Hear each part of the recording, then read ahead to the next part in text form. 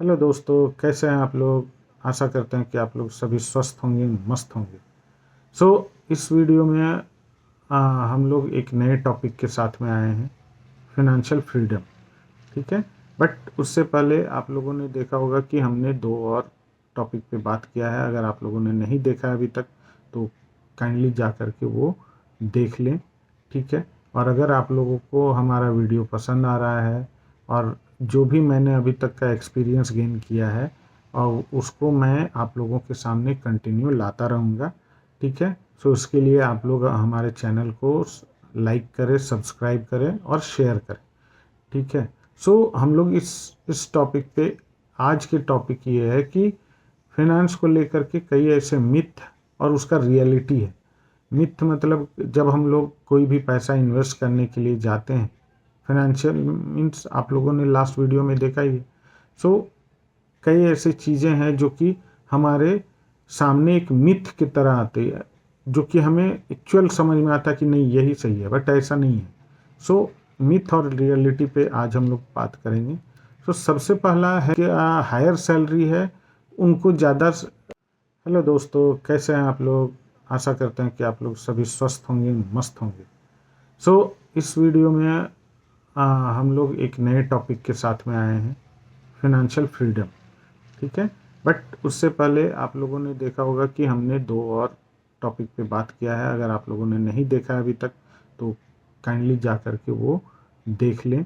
ठीक है। और अगर आप लोगों को हमारा वीडियो पसंद आ रहा है और जो भी मैंने अभी तक का एक्सपीरियंस गेन किया है और उसको मैं आप लोगों के सामने कंटिन्यू लाता रहूँगा। ठीक है। उसके लिए आप लोग हमारे चैनल को लाइक करें, सब्सक्राइब करें और शेयर करें। ठीक है।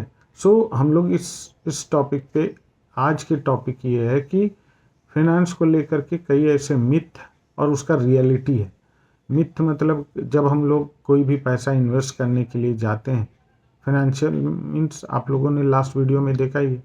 सो कई ऐसी चीज़ें हैं जो कि हमारे सामने एक मिथ की तरह आती है, जो कि हमें एक्चुअल समझ में आता है कि नहीं यही सही है, बट ऐसा नहीं है। मिथ और रियलिटी पे आज हम लोग बात करेंगे। सबसे पहला है क्या कि एक ये मिथ है। ठीक है। ये मिथ है कि भाई जिनके हायर सैलरी है उनको ज़्यादा फिनेंशियल फ्रीडम है, बट ये सच्चाई नहीं है। रियलिटी यही है कि आप कितने बुद्धिमानी के साथ में और कितने अच्छे तरीके से सेविंग करते हैं और उसको इन्वेस्ट करते हैं। सेविंग करते हैं, इन्वेस्ट करते हैं। ये कोई ज़रूरी नहीं है कि आप मतलब बहुत ज़्यादा सैलरी या बहुत ज़्यादा अर्निंग है तो आपका फिनेंशियल फ्रीडम है। मैंने कई ऐसे लोगों से, कई ऐसे बच्चों से मिला हूँ जो कि अच्छे पैकेज पे अच्छी अर्निंग है, लेकिन एंड ऑफ द मंथ उन्हें आज भी दिक्कतें होती है। इसका मतलब क्या है कि कोई ज़रूरी नहीं है कि जिनका सैलरी अच्छा है वही फाइनेंशियल फ्रीडम है। ये मिथ है हमारे समाज में। दूसरा है लोन। लोन को लोग हमेशा, बड़े बुजुर्ग ने कहा है कि लोन लेना गलत बात है, लोन हमेशा ख़राब होता है, बट ये भी गलत है दोस्तों। लोन आप किस पर्पस से ले रहे हैं, किस माइंडसेट से ले रहे हैं, ये मायने रखता है।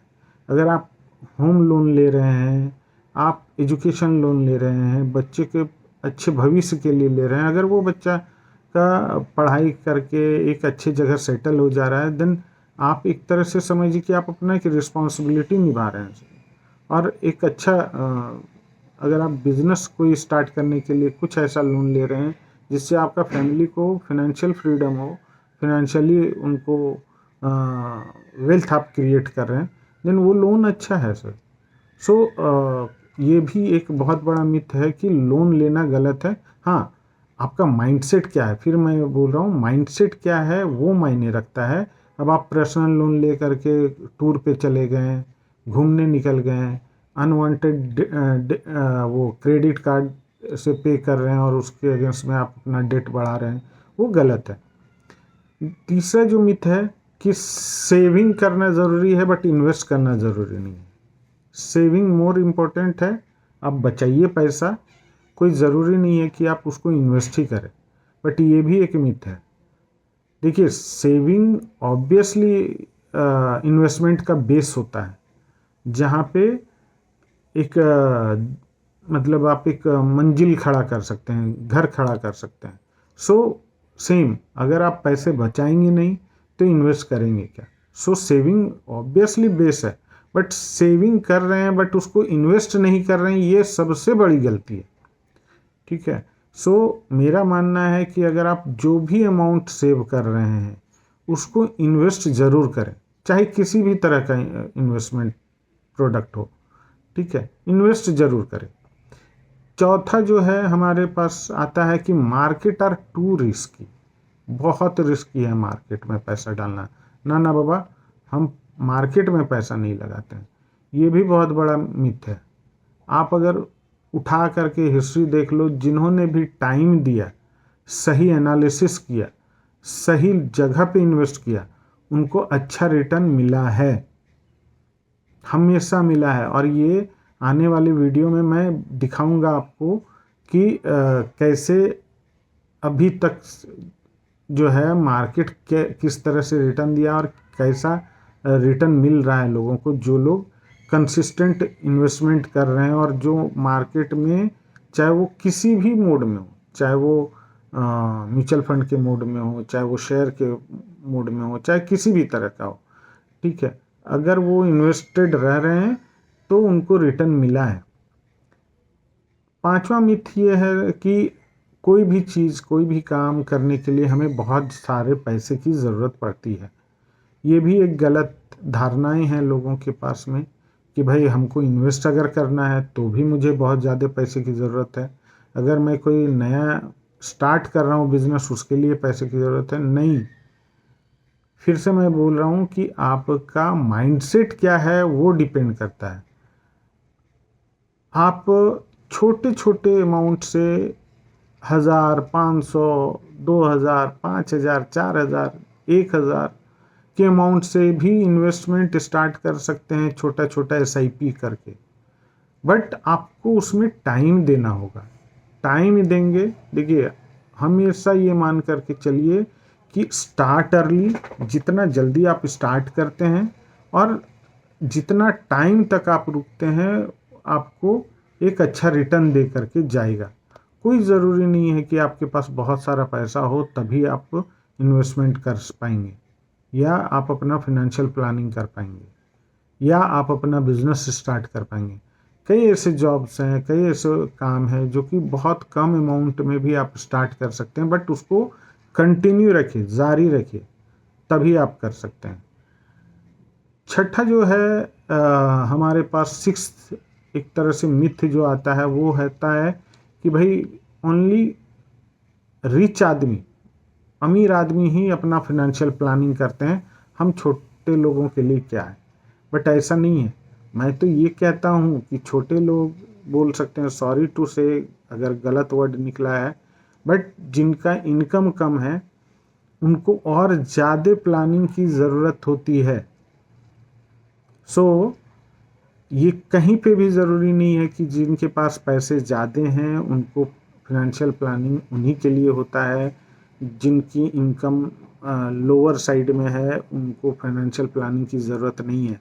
उनको, मैं तो ये समझता हूँ कि उनको ज़्यादा ज़रूरत है कि ताकि वो अपना फ्यूचर अभी प्रेजेंट में अगर वो इन्वेस्ट करना या रखना स्टार्ट कर रहे हैं, प्लानिंग सही से करते हैं, तो आने वाला फ्यूचर उनके लिए ब्राइट होगा, अच्छा होगा।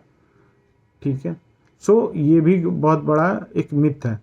और तीसरा सातवां जो हमारे पास जो मिथ है वो ये है कि पास्ट में अच्छा परफॉर्मेंस कोई भी अगर हम इन्वेस्टमेंट करते हैं और कहा जाता है कि पास्ट में अच्छा परफॉर्मेंस दिया है सर, इसलिए आने वाला टाइम में भी आपको गारंटेड अच्छा रिटर्न देगा, ये भी गलत है दोस्तों। कोई ज़रूरी नहीं है कि जो पास्ट में अच्छा रिटर्न दिया है आने वाले फ्यूचर में भी अच्छा रिटर्न देगा, ये गारंटीड कहीं नहीं है। ठीक है, बस ये है कि आपको देखना होगा कि जहाँ पे आप इन्वेस्ट कर रहे हैं, यस कि उसने पास्ट में अच्छा दिया है, बट उसका फंडामेंटल क्या है, उस जिस भी इन्वेस्टमेंट कर रहे हैं, जहाँ भी इन्वेस्ट कर रहे हैं, उसका फंडामेंटल अच्छा कैसा है, उसने ये रिस्क को अपने कैसे अच्छा करके रखा है, डाइवर्सिफाई करके रखा है, क्या उसमें पैसे लॉन्ग टर्म में हम अगर लगा करके रखते हैं तो क्या पोटेंशियल है उस जगह का या उस प्रोडक्ट का। तो ये आपको सेल्फ एनालिसिस करना होगा, लोगों से बात करना होगा, मिलना होगा कि ये कैसे अच्छा हो सकता है। तो जब तक आप सेल्फ एनालिसिस करते नहीं हैं, सारे चीज़ों को देखते नहीं हैं, ठीक है, तब तक ये मत सोचिए कि किसी ने कहा कि ये पास्ट में अच्छा दिया है, फ्यूचर में भी अच्छा देगा, नहीं है। यस 70-80-90% 80% तक ये मैं बोल सकता हूँ कि ऐसे होते हैं, लेकिन कई ऐसे इंस्ट्रूमेंट, कई ऐसे फंड्स, कई ऐसे जगह हैं जहाँ पे लोगों को रिटर्न के लिए बहुत देर तक या रिटर्न नहीं मिला है, या बहुत देर तक उनको रुकना पड़ा है, या बहुत कुछ सेक्रीफाइस करना पड़ा है। सो इसलिए ये ज़रूरी नहीं है कि पास्ट में रिटर्न दिया है तो अच्छा आने वाला फ्यूचर में भी रिटर्न देगा, नहीं दोस्तों। सो ये सारी चीज़ों को ध्यान में रख करके जो हमारे समाज में मिथ है रिगार्डिंग फाइनेंशियल फ्रीडम का, वो यही है कि कोई ज़रूरी नहीं है कि आप सारा चीज़ जानें। एक डॉक्टर इंजीनियर का काम नहीं कर सकता है, एक इंजीनियर डॉक्टर का काम नहीं कर सकता है, एक इंजीनियर वकील का काम नहीं कर सकता है, वकील एक क्या बोल सकते हैं उसको, सितार वादक का, या आप कोई इंस्ट्रूमेंट जो बजा रहे हैं उनका काम नहीं कर सकता है। सो सबका अपना अपना फील्ड होता है, सब अपने अपने स्थान पे बहुत अच्छे हैं, बस आप उसको बेटर कैसे कर रहे हैं वो मायने रखता है। तो सेम उसी तरह से है कि कोई ज़रूरी नहीं है कि फिनेंशियल फ्रीडम के लिए आपको सारा चीज़ का नॉलेज हो, बट आप जो डे ऑन डे डिसीजन ले रहे हैं फॉर फ्यूचर मेकिंग के लिए, वो कितना अच्छा ले रहे हैं, किस इंस्ट्रूमेंट में पैसा डाल रहे हैं, वो सही हो। सो नेक्स्ट वीडियो में और एक अच्छे टॉपिक के साथ में हम आपके साथ में आएंगे दोस्तों। इससे पहले प्लीज़ इस वीडियो को लाइक करें, सब्सक्राइब करें और अपने दोस्तों के साथ शेयर करें, ताकि और लोग जुड़ें हमसे। और मैं कोशिश करूंगा कि हर एक प्रोडक्ट पे आप जब कुछ दिनों के बाद देखेंगे तो हर एक प्रोडक्ट पे आपको, हर एक चीज़ पे आपको हम गाइड करेंगे। सो आज के लिए इतना ही। Thank you so much. Next video में मिलते हैं, तब तक के लिए बाय।